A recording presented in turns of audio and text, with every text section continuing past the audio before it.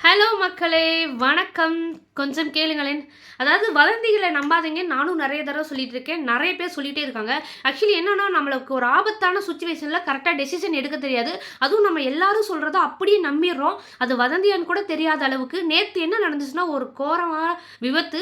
லக்னோலருந்து டெல்லிக்கு போன ரயில்ல ஒரு பெட்டியில வந்து தீ புடிச்சதா ஒரு வதந்தி வந்திருக்கு. அந்த வதந்தி பரப்புனவங்க யாருன்னு கண்டிப்பா அவங்கள வந்து கண்டுபுடிச்சு தக்க நடவடிக்கைகள் அவங்களுக்கு கடுமையான தண்டனைகள் குடுக்கணும்னு நான் வேண்டிக்கிறேங்க.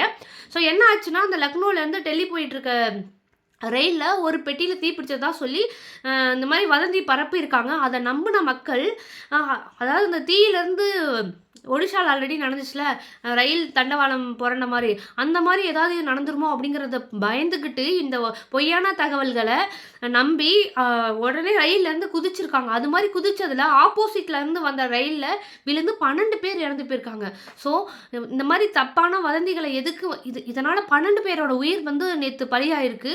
ஸோ, தயவுசெய்து தப்பான ஒரு விஷயத்தையோ, சும்மா ஒரு ஜாலிக்காகயோ, வதந்தியா எதையுமே பரப்பாதீங்க. ஏன்னா, 12 பேரோட உயிர் எவ்வளோ ஒரு இம்பார்ட்டன்டான விஷயம். ஸோ, நீங்களுமே மக்களாகிய நீங்களுமே யாருமே ஃபர்ஸ்ட்டு ஒரு ஆழ்ந்து யோசிச்சுட்டு டெசிஷன் எடுங்க. வதந்திகள நம்பாதீர்கள். நன்றி.